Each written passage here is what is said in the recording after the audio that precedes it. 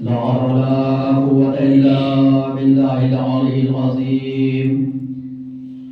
أعوذ بالله من الشيطان الرجيم. بسم الله الرحمن الرحيم. الحمد لله الذي هدانا لهذا وما كنا لنهتدي لولا أن هدانا الله.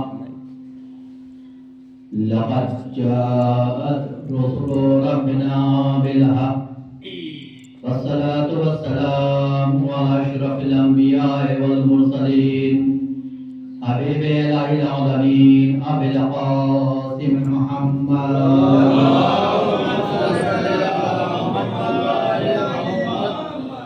وعلى الطيبين الطاهرين المعصومين المظلومين ولعنة الله على أعدائهم أجمعين من يومنا هذا إلى قيام يوم الدين. أما بعد فقد قال الله تبارك وتعالى في محكم كتابه المجيد وفرقانه الحميد وقوله الحق. بسم الله الرحمن الرحيم. تبارك الذي بيده الملك وهو على كل شيء قدير. الذي خلق الموت والحياة ليبلوكم أيكم أحسن عملا. الصلوات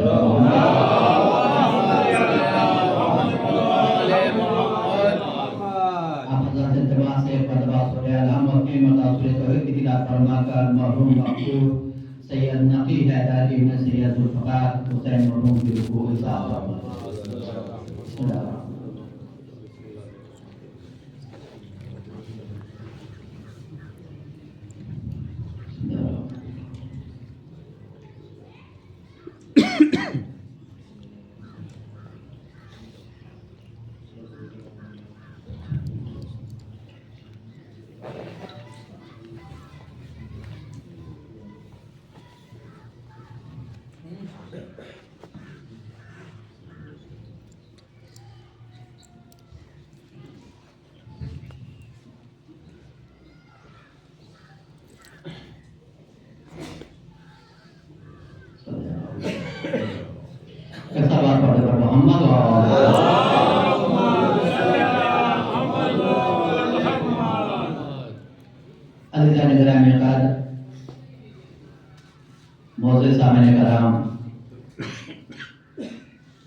ایک مرحوم کے سارے ثواب کے سلسلے سے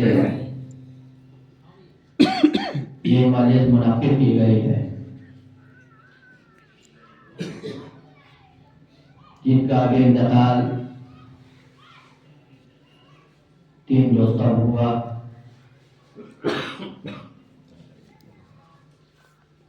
یہ دنیا فانی دنیا ہے اور اس دنیا سے ہر انسان کو جانا ہے۔ کوئی بھی انسان، کوئی بھی شخص، کوئی بھی شے ایسی نہیں ہے کہ جس کو جہاں سے ہمیشہ رہنا ہے۔ فرق اتنا ہے کہ کوئی آج جا رہا ہے تو کوئی کل جائے گا،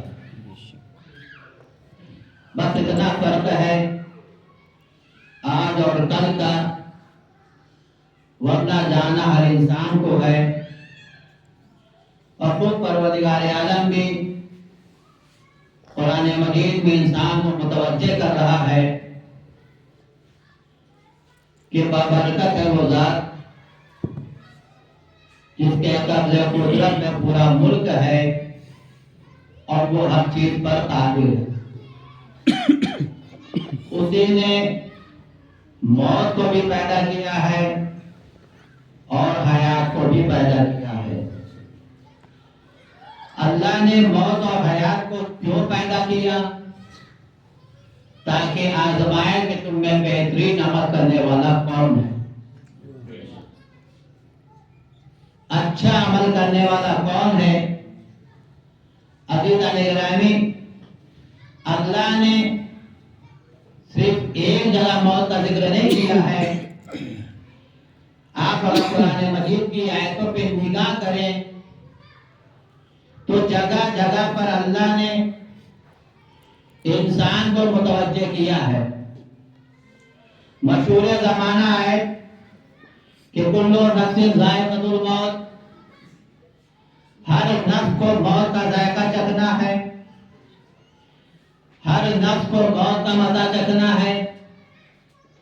پھر اللہ سورہ جمعہ میں کہہ رہا ہے کہ فَتَمَنُّوا الْمَوْتَ إِن كُنتُمْ صَادِقِينَ، اگر تم سچے ہو تو موت کی تمنا کرو، اگر تم سچے ہو تو موت کی خواہش کرو۔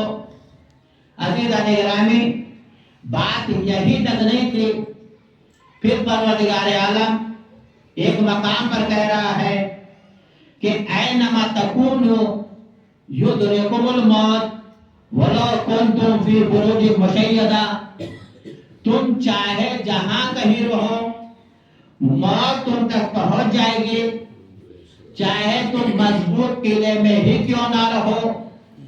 آپ آیت کا تیور دیکھیے، آیت کا انداز دیکھیے، آیت کا لہجہ دیکھیے کہ اللہ کہہ کیا رہا ہے کہ تم چاہے جہاں رہو گے موت تم تک پہنچ جائے گی، چاہے تم مضبوط قلعے میں کیوں نہ رہو۔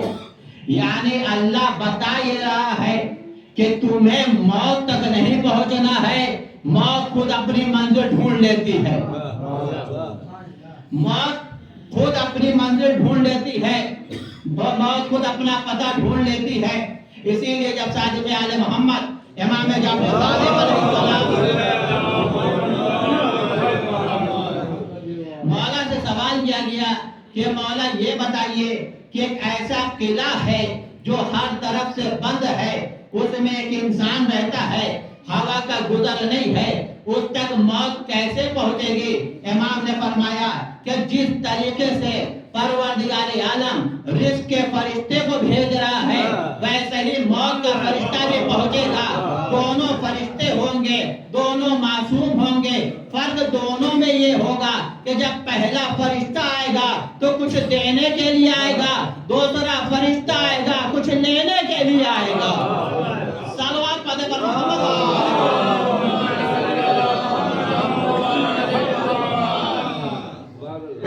دونوں فرشتے ہیں، جو پہلا آئے گا وہ رزق دینے کے لیے آئے گا، جو دوسرا آئے گا وہ روح کو قبض کرنے کے لیے آئے گا۔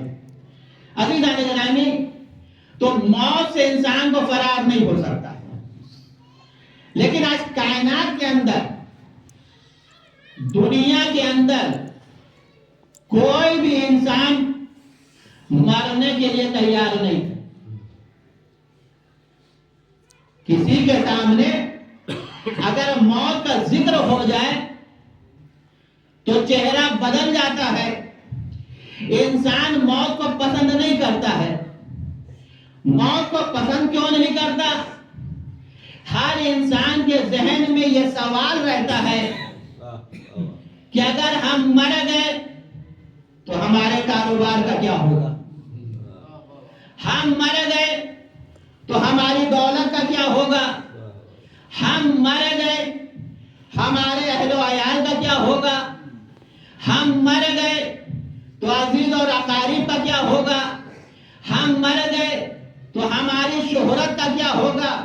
یہ سارے سوال ہر انسان کے ذہن میں رہتا ہے، اسی لیے انسان مرنا پسند نہیں کرتا۔ یہ سارا سوال ہر انسان کے ذہن میں رہتا ہے کہ اگر ہم مر گئے تو حکومت کا کیا ہوگا، دولت کا کیا ہوگا، بزنس کا کیا ہوگا، شہرت کا کیا ہوگا۔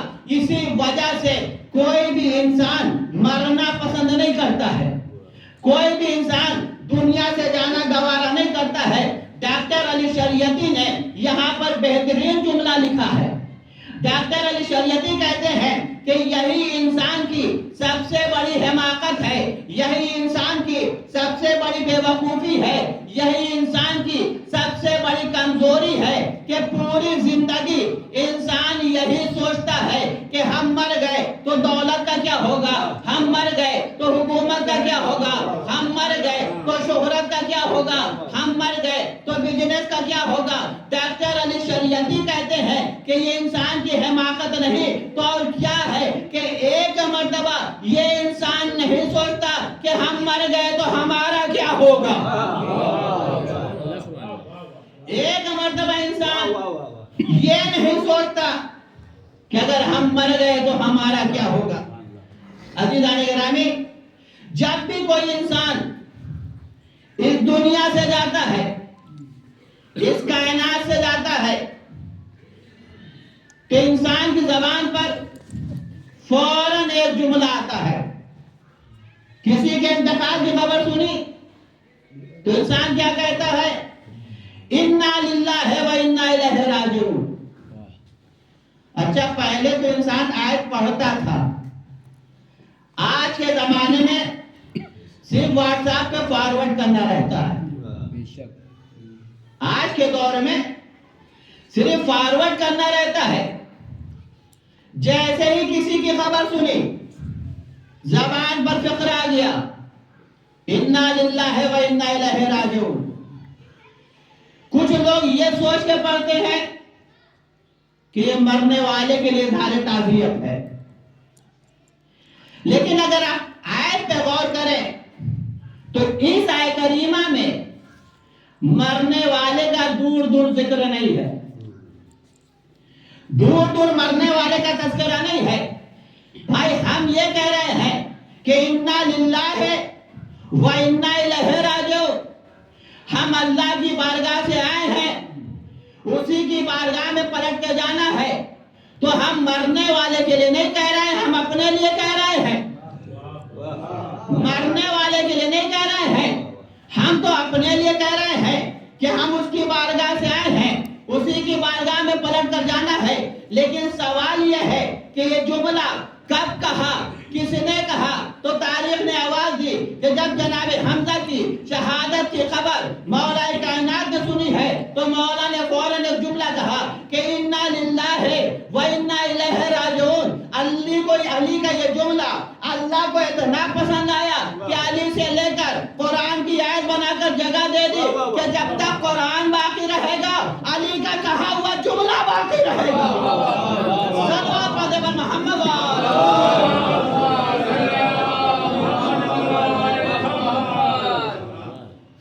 جب تک قرآن باقی رہے گا علی کا کہا ہوا یہ جملہ باقی رہے گا.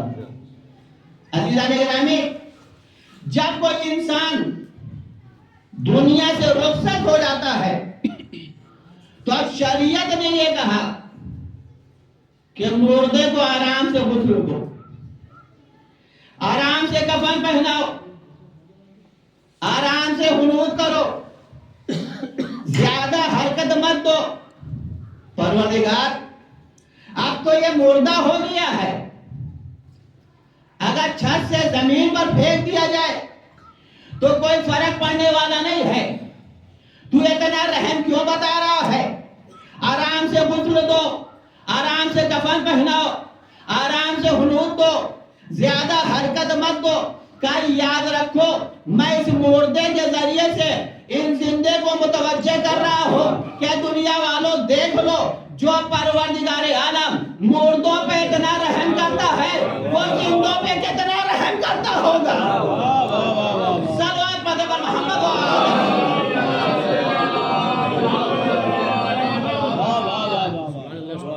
اللہ مردے کے ذریعے سے زندوں کو متوجہ کر رہا ہے کہ جو مردے پر اتنا رحم کرتا ہے وہ زندوں میں کتنا رحم کر رہا ہوگا. عزیزان گرامی، جب انسان کو غسل دیا جا چکا، کفن پہنایا جا چکا، حنوط ہو گیا، تو زبان کے اوپر ہر مرنے والے کے عقیق کا پتھر رکھا جاتا ہے. یہ مستحب عمل ہے. سوال یہ ہے کہ پوری کائنات میں پتھروں کی ایک بہت بڑی دنیا ہے. بھائی، سب سے زیادہ جو ڈیمانڈ ہے وہ فیروزے کی ہوتی ہے، لیکن مرنے والے کے زبان پر جو رکھا جاتا ہے وہ فیروزہ نہیں رکھا جاتا. عقیق کا پتھر رکھا جاتا ہے؟ عقیق ہی کیوں رکھا گیا؟ ایک سے ایک پتھر تھا۔ وجہ یہ ہے کہ عقیق کا پتھر وہ پتھر ہے کہ جس نے پتھروں میں سب سے پہلے علی کی ولایت کا اقرار کیا ہے۔ پتھروں میں سب سے پہلے علی کی ولایت کا اقرار کیا ہے، اسی لیے اللہ نے عقیق کے پتھر کو پتھروں کا سردار بنا دیا ہے۔ عقیق کے پتھر کو پتھروں کا سردار بنا دیا گیا ہے۔ دوسری وجہ یہ ہے کہ آپ دیکھیں کہ وہ افراد جو عرب ممالک کا سفر کر چکے ہیں، عرب کی زمین میں پانی کم ہے، تیل زیادہ ہے۔ پانی کم ہے، تیل زیادہ ہے۔ لوگ جب سفر پہ جاتے تھے، مشکیزے میں پانی رہتا تھا، جب پانی ختم ہو جاتا تھا تو وہ عقیق کا پتھر اپنی زبان پہ رکھ لیتے تھے، اس سے پیاس کم ہو جاتی تھی، اس سے شدت کم ہو جاتی تھی۔ عزیزان گرامی، آج دنیا علی کو ساقی کوثر نہیں مان رہی ہے۔ ارے جو پتھر علی کی ولایت کا اقرار کر لے، جب وہ لوگوں کی پیاس بجھا سکتا ہے تو کیا علی پیاس نہیں بجھا سکتا؟ صلوات پڑھیں محمد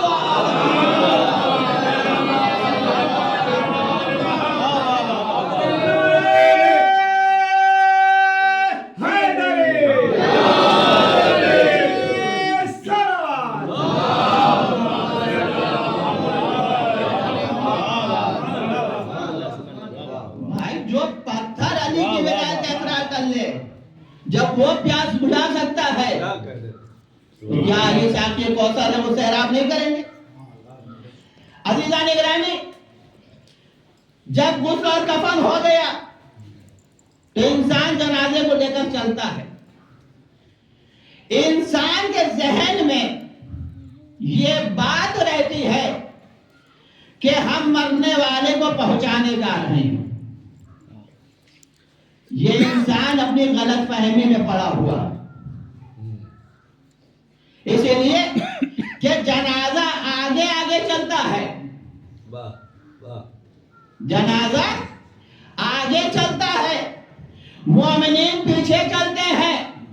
وہ لوگوں کو یہ بتا دیتا ہے کہ دیکھو تم ہمیں پہنچانے نہیں آ رہے ہو، ہم تمہیں راستہ بتا رہے ہیں کہ جس راستے سے آج ہم جا رہے ہیں اسی راستے سے کل تمہیں آنا ہے۔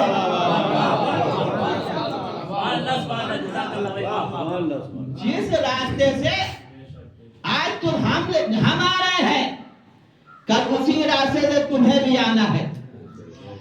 جب جنازہ پہنچتا ہے اور نماز کی منزل آتی ہے، عالم دین آگے بڑھتے ہیں، اللہ کی وحدانیت کا اقرار، رسول کی رسالت کا اقرار، مومنین کی مغفرت کی دعا، پھر ایک آخری تکبیر آتی ہے جس میں ایک جملہ آتا ہے کہ اللہم انا لا نعلم منہ الا خیرا، پروردگار ہم کچھ نہیں جانتے سوائے خیر کے۔ عزیزان گرامی، یاد رکھیں یہاں جو گواہی دی جاتی ہے وہ عمل کی گواہی نہیں ہوتی ہے، عقیدے کی گواہی ہوتی ہے۔ وہاں جو گواہی دی جاتی ہے وہ عمل کی گواہی نہیں ہوتی ہے، عقیدے کی گواہی ہوتی ہے کہ پروردگار ہم گواہی دیتے ہیں کہ مرنے والا ولایت اہل بیت پر گیا ہے، یہ جانے والا اہل بیت کی محبت میں گیا ہے۔ لیکن اگر ایک لمحے کے لیے مان لیجئے کہ دنیا کے عمل کی بھی گواہی ہے، تو کون ایسا انسان ہے جو ایک دوسرے کے بارے میں نہیں جانتا ہے؟ ہر انسان جانتا ہے کہ کون کیسا ہے، اچھا ہے یا برا ہے، لیکن اللہ ہر جنازے کے سامنے ہر مسلمان سے یہی کہلوا رہا ہے کچھ نہیں جانتے سوائے خیر کے، سوائے خیر کے، سوائے خیر کے۔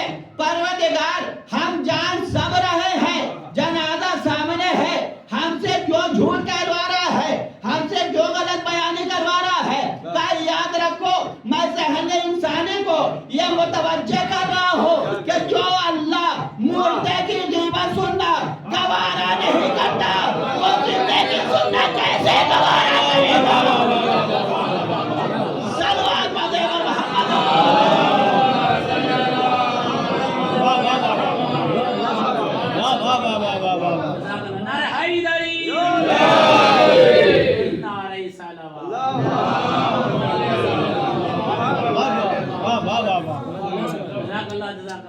اللہ مردے کی غیبت سننا گوارا نہیں کرتا، وہ زندوں کی غیبت سننا کیا گوارا کرے گا؟ عزیزان گرامی، جب نماز ہو جاتی ہے اور جنازے کو قبر کی آغوش کے حوالے کیا جاتا ہے تو ایک لمحہ آتا ہے تلقین کا۔ تلقین کا جملہ کیا ہے؟ اسمع افہم، سن اور سمجھ۔ سننے کا تعلق ہے کان سے، سننے کا تعلق ہے کان سے، سمجھنے کا تعلق ہے دماغ سے۔ سن اور سمجھ ایک بار نہیں کہا جا رہا ہے، 3 بار کہا جا رہا ہے کہ سن اور سمجھ، سن اور سمجھ، سن اور سمجھ۔ پروردگار یہ تو بتانا کیا چاہ رہا ہے کہ میں آنے والے زمانے کے مسئلے کو حل کر رہا ہوں کہ جو اہل بیت کی محبت میں دنیا سے جاتا ہے، جب اس کے اوپر ذہن کے اوپر ہز اثر نہیں ہوتا تو 3 دن کے بخار میں رسول پر اذعان کیسے ہوگا؟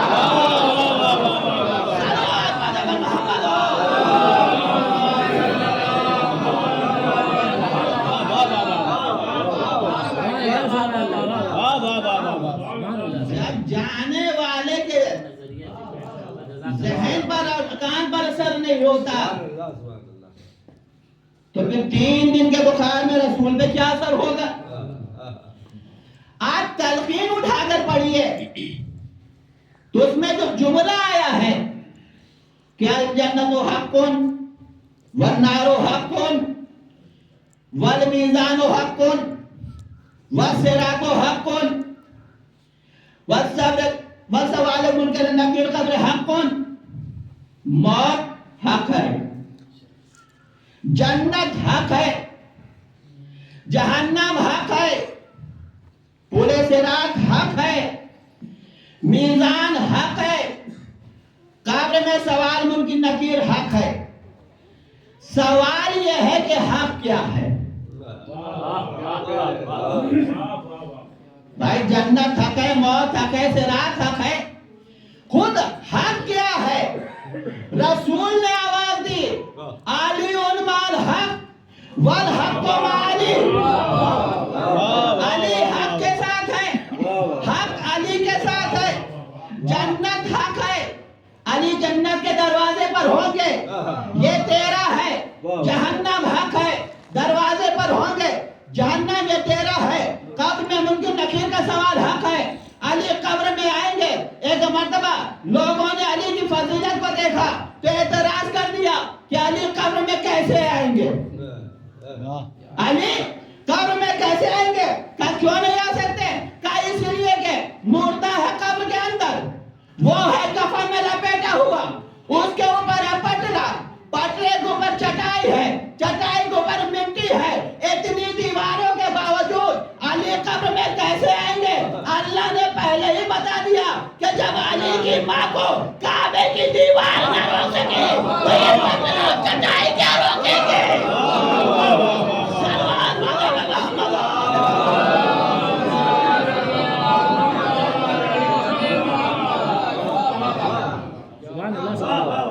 بھائی ابھی 13 روز جلدی ہی گزری ہے، جب علی کی ماں کو کعبے کی دیوار نہ روک پائی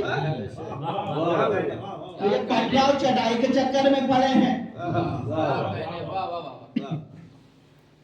جب علی قبر میں آ گئے سارا مسئلہ خود بخود حل ہو گیا، ساری پریشانی دور ہو گئی، سارے مسائل حل ہو گئے۔ اب جو مردہ ہے وہ کفن میں لپیٹا ہوا ہے، شریعت نے کیا کہا کہ بندے کفن کھول دو، جو کفن باندھا گیا ہے اسے کھول دو۔ بھائی بندے کفن کیوں کھولوایا گیا؟ گھر سے لے کر جنازے تک، قبر کی آغوش تک، ہر جگہ تو کفن بندھا ہوا ہے، تو قبر میں بھی بندھا رہتا۔ بندے کفن کھلا کیوں؟ وجہ اس کی چاہے جو ہو، جو عقل میں آتی ہے وہ دو وجہ آتی ہے۔ پہلی وجہ یہ ہے کہ جب ہم اللہ کے یہاں سے آئے تھے تو ہمارا ہاتھ کھلا ہوا تھا، جب ہم اللہ کے یہاں سے آئے تو ہمارا ہاتھ کھلا ہوا۔ دوسری وجہ یہ ہے کہ ہم ہاتھ کہیں باندھتے بھی نہیں، بھائی مسجد میں بیٹھے ہیں جب مصلی پہ نہیں باندھتے تو پھر کہاں باندھیں گے؟ ایک وجہ تو یہ ہو گئی۔ دوسری وجہ یہ ہے کہ جب بھی کوئی بچہ وجود میں آتا ہے، کائنات میں آتا ہے، تو ہر بچے کو بولنا سکھایا جاتا ہے۔ جو بھی بچہ آتا ہے اسے بولنا سکھایا جاتا ہے، لیکن آج تک پوری تاریخ اسلام میں کسی بھی بچے کو ماتم کرنا سکھایا نہیں گیا ہے، کسی بھی بچے کو ماتم کرنا نہیں سکھایا گیا۔ جیسے ہی حسین کا نام آیا ہاتھ اٹھ جاتا ہے، جیسے ہی عباس کا نام آیا ہاتھ اٹھ جاتا ہے۔ اسی لیے کاظم جرمنی نے بہت خوب کہا کہ اپنے بچے کو سکھاتے نہیں ماتم، ہم لوگ نام عباس کا خود ہاتھ اٹھا دیتا ہے۔ سلوات پڑھے محمد اور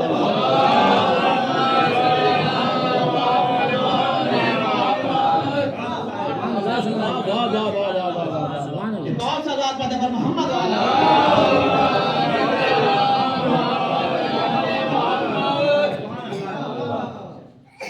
کسی بھی بچے کو ماتم کرنا نہیں سکھایا گیا ہے۔ جیسے ہی حسین کا نام آیا فوراً بچے نے ہاتھ اٹھا دیا۔ عزیزان گرامی، یہ پوری زندگی جو مرنے کے بعد سے لے کر قبر کی آغوش تک کا مسئلہ ہے، ہر موقع پر اللہ نے مردے کے ذریعے سے زندے کو متوجہ کیا، چاہے وہ نماز کا مسئلہ ہو، چاہے تلقین کا مسئلہ ہو، چاہے غسل اور کفن کا مسئلہ ہو، کیوں؟ تاکہ انسان دنیا میں آنے کے بعد غافل نہ ہو جائے، دنیا میں آنے کے بعد صرف دنیا کا ہو کے نہ رہ جائے۔ یاد رکھیں، دنیا کا معنی عیب نہیں ہے، دنیا کا غلام بن جانا یہ عیب ہے۔ دنیا کا معنی عیب نہیں ہے، دنیا کا غلام بن جانا یہ انسان کے لیے عیب کا سبب ہے۔ آپ تاریخ اسلام اٹھا کر دیکھیے کہ جب رسول اسلام حضرت محمد مصطفیٰ صلی اللہ علیہ وسلم رسول اسلام کے سامنے جب ایک گروہ آیا اور آنے کے بعد کہتا ہے یا رسول اللہ یہ بتائیے کیا آپ مردوں کو زندہ کر سکتے ہیں؟ یا رسول اللہ کیا مردے کو زندہ کر سکتے ہیں؟ رسول خاموش ہے۔ رسول کے سامنے مسئلہ یہ ہے کہ رسول وہی کہتے تھے جو وہی ہوتی تھی۔ رسول خاموش، اللہ نے وحی کی۔ میرے حبیب یہ مسئلہ علی کی طرف گھما دیجئے۔ رسول نے کہا کہ دیکھو ہمارا کمال بعد میں دیکھنا، علی کا کمال پہلے دیکھ لو۔ لوگوں نے کہا یا علی کیا مردے کو زندہ کر سکتے ہیں؟ مولا نے کہا لا مردہ. کہا مولا یہاں پہ مردہ نہیں ہے. کہا کوئی قبرستان ہے؟ کہا بہت پرانا قبرستان ہے. کہا وہیں چلو. آگے آگے علی چل رہے ہیں, پیچھے پیچھے قوم چل رہی ہے. یعنی مولا نے یہ بتا دیا امام آگے ہوتا ہے عوام پیچھے ہوتی ہے. امام آگے ہوتا ہے عوام پیچھے ہوتی ہے. مولا قبرستان کے دروازے پر پہنچے. پہنچنے کے بعد ایک جملہ کہا السلام علیکم یا اہل القبور. یعنی رسول کی تعلیم پہ عمل کیا کہ جب تم قبرستان جاؤ تو بات کرتے ہوئے مت داخل ہو جاؤ.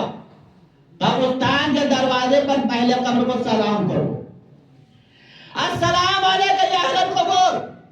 ہر قبروں سے جواب آیا علیکم السلام یا امیر المومنین. علیکم السلام یا امیر المومنین. عزیزان گرامی آپ نے غور نہیں کیا مولا نے کیا کہا تھا؟ اے اہل قبور تم پر ہمارا سلام ہو. مردوں نے کیا کہا؟ اے امیر المومنین آپ پر ہمارا سلام ہو. یعنی مردوں کے سمجھ میں آ رہا ہے علی امیر المومنین ہے, مردوں کے سمجھ میں نہیں آ رہا. سلوات پڑھیں محمد.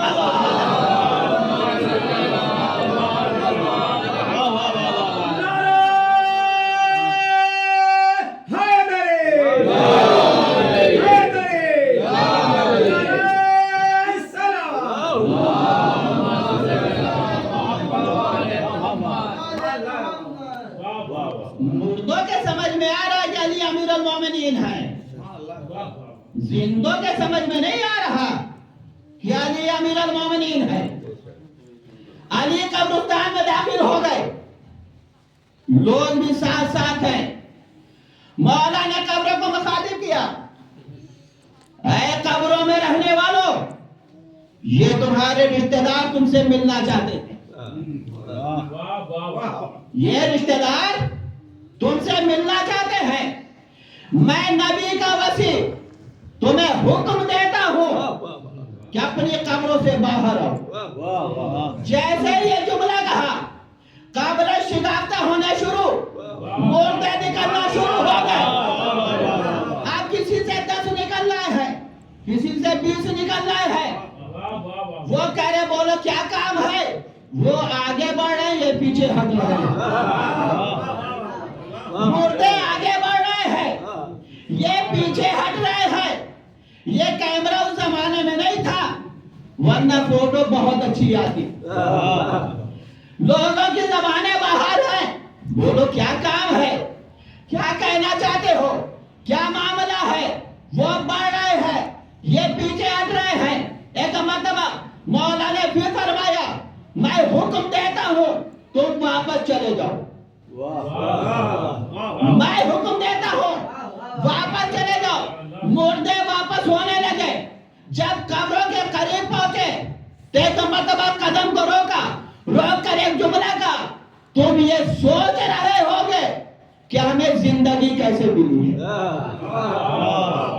تم یہ سوچ رہے ہمیں زندگی کیسے ملی. ارے اتنا یاد رکھو ہمارے دل میں محبت علی ہے. جیسے علی نے سلام دیا دل نے گردش کی. یعنی مردوں نے بتا دیا کہ زندگی عشق علی کا نام ہے, موت بغض علی کا نام ہے. صلوات پڑھیں محمد.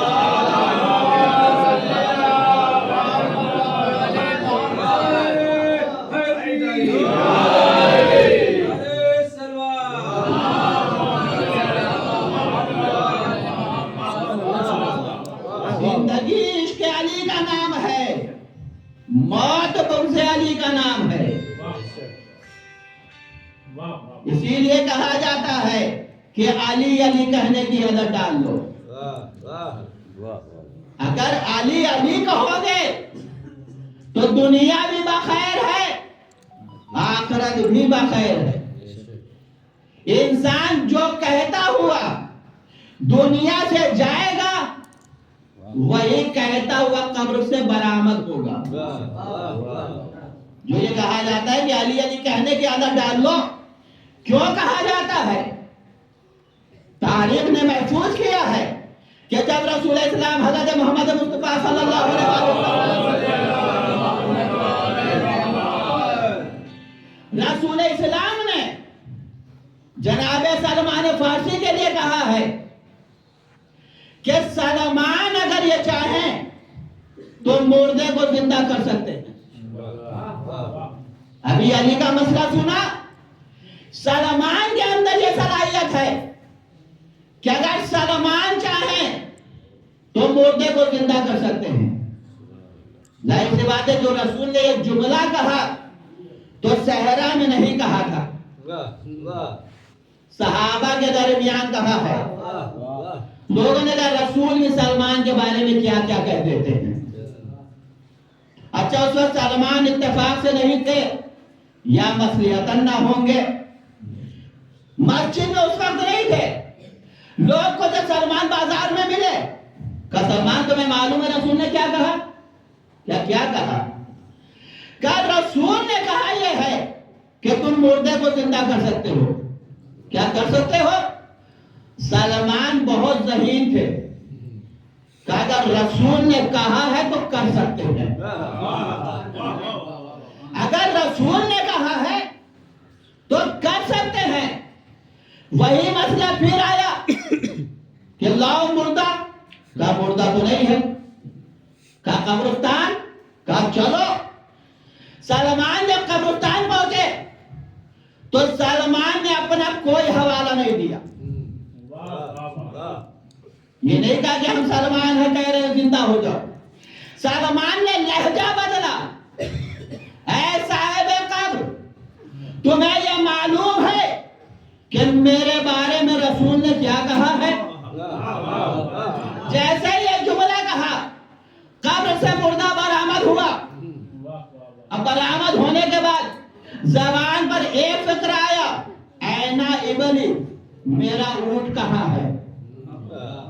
میرا اونٹ کہاں ہے؟ سلمان نے کہا مطلب سمجھے؟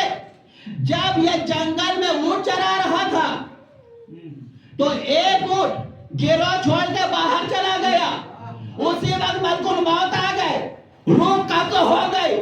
یہ اونٹ کھوج رہا تھا، قبر سے برآمد ہوا ہے، اونٹ کھوج رہا ہے. میرا اونٹ کہاں ہے؟ میرا اونٹ کہاں ہے؟ یہی کہا جا رہا ہے علی علی کہتے رہو جب قبر سے برآمد ہو. یا علی کی صدا ہونی چاہیے. صلوات پڑھے پر محمد.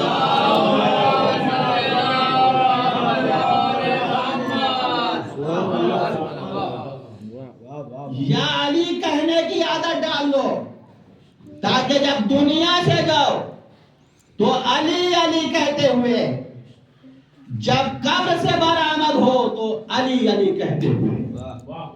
عزیزوں، یہ علی علی کہنا یہ ہماری آپ کی سنت نہیں ہے، یہ رسول کی سنت ہے، یہ امام کی سنت ہے.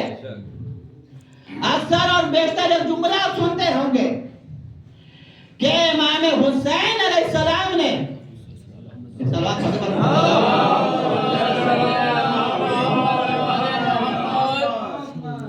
نوکے نیزہ کے اوپر سورہ کہف کی تلاوت کی ہے. مشہور زمانہ روایت ہے. سوال یہ ہے کہ قرآن مجید میں 114 سورہ 6666 آیتیں ہیں. مولا سورہ توحید بھی تو تلاوت کر سکتے تھے. اللہ والا سورہ ہے بھائی. سورہ آل عمران کی تلاوت کر لیتے. دادا والا سورہ سورہ کوثر کی تلاوت کر لیتے.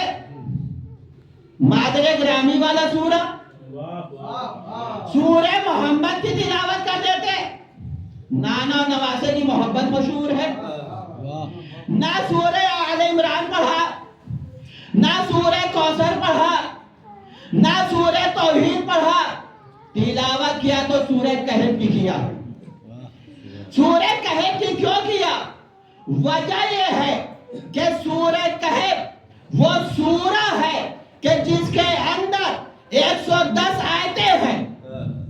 سورہ کہف وہ سورہ ہے جس کے اندر 110 آیتیں ہیں اور 110 کا عدد مولا علی کا بھی ہے، یعنی امام حسین نے نوک نیزہ کے منبر سے صرف قرآن نہیں پڑھ رہے تھے، علی علی کر رہے تھے۔ صلوات فاتح محمد۔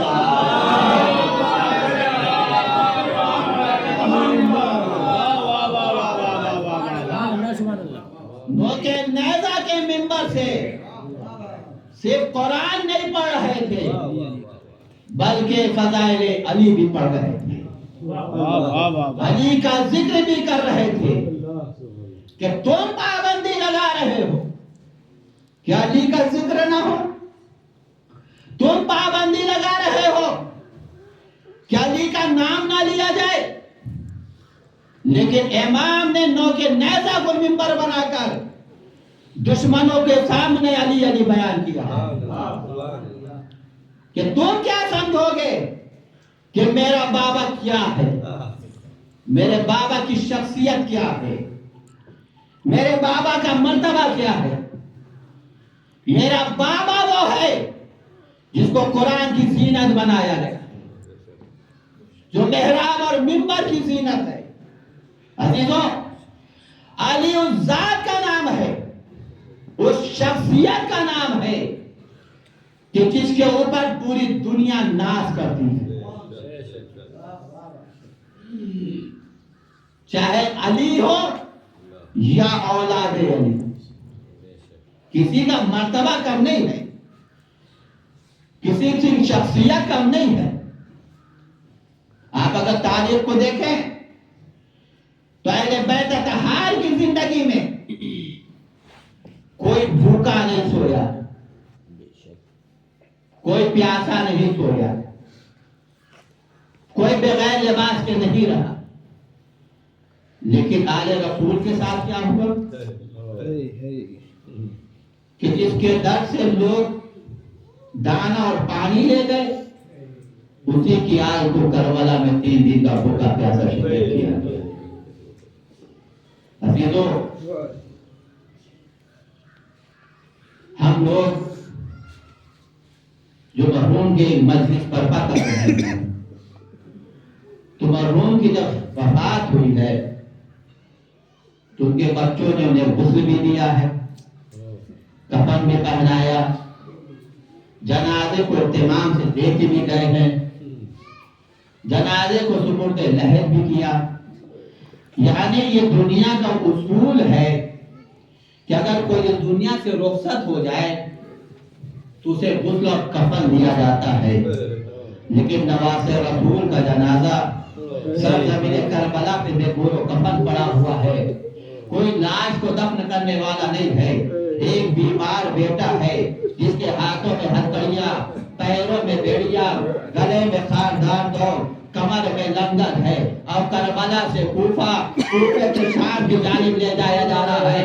عزاداروں روایت کہتی ہے کہ جب کسی نے سید سجاد سے کہا کہ مولا ہم آپ کے بابا کو یاد کرتے ہیں، کیا آپ کے بابا نے بھی ہمیں یاد کیا؟ تو مولا نے فرمایا دیکھو تم میرے بابا کو اس وقت یاد کرتے ہو جب کھانا کھا لیتے ہو، پانی پی لیتے ہو، تب میرے بابا کو یاد کرتے ہو، لیکن میرے بابا نے تمہیں کربلا کے میدان میں اس وقت یاد کیا جب 3 دن کا بھوکا بھی تھا، 3 دن کا پیاسا تھا۔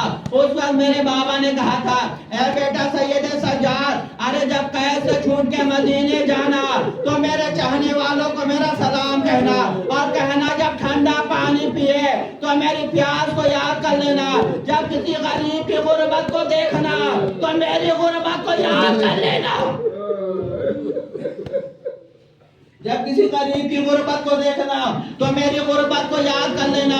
اور میرے بابا نے کہا تھا اے بیٹا سید سجاد، ارے میرے چاہنے والوں سے کہنا کہ کاش وہ کربلا میں ہوتے تو وہ دیکھتے میں اصغر کے لیے پانی کیسے مانگ رہا تھا، اور ظالم پانی کے بدلے تیر ہرملہ سے جواب دے رہا تھا۔ میرے بابا نے کہا تھا اے بیٹا سید سجاد، ارے میرے چاہنے والوں والوں سے کہنا کبھی کسی یتیم کے سامنے اپنے بچے کو پیار نہ کرے. ارے جب کوئی یتیم کے سامنے بچے کو پیار کرتا ہے تو مجھے سکینہ یاد آ جاتی ہے. امام فرماتے ہیں بیٹا ارے جو 4 برس کی سن میں یتیم ہو گئے جسے یہ نہیں معلوم ارے یتیم کسے کہتے ہیں. اس لیے جب امام حسین رخصت آخر کے لیے آنے کے بعد کہے سکینہ آؤ آخری بار سو جاؤ. ایک مرتبہ بچے کہتے ہیں بابا ارے آخری بار جو کیس لیے تم یتیم ہو جاؤ گے. اے بیٹی آج سے تم یتیم ہو جاؤ گے. ایک مرتبہ بچی کہتی ہے بابا ارے یتیم کسے کہتے ہیں کہ یتیم کا مطلب نہ سمجھو گے. ارے جب میری شہادت کے بعد ارے کوئی تمہیں تماچے مارے کوئی خیموں میں آگ لگائے کوئی گوشوارے چھینے کوئی بچانے والا نہ ہو سمجھ لینا تم یتیم ہو گئے. خیال